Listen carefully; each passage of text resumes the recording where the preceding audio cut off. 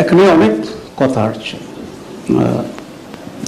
আমি মনে করি প্রত্যেকটা এজেন্ডাকেই আমরা অ্যাকসেপ্ট করে আমরা আমাদের মত দেব এবং মত পরিবর্তন হলে সেটা আমি কালকে এক গুরুত্বপূর্ণ জায়গায় গেছিলাম, সেখানে তিনি বললেন যে আমি আলী রিয়াজের প্রতি খুবই আশ্চর্য, এত ধৈর্য, আমি হলে ওদের মিটিং দিয়ে চলে আসতাম, উনি খুব ইম্পর্টেন্ট লোক।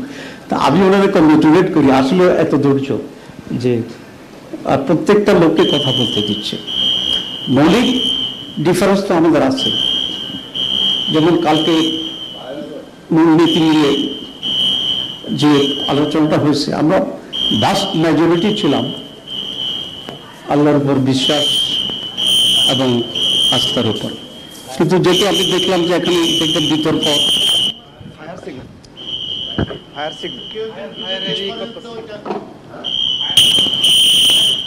এই মাইক্রোফোনটা দিন, এইটাকে গ্রিন অ্যালার্ম কনফার্ম করেন।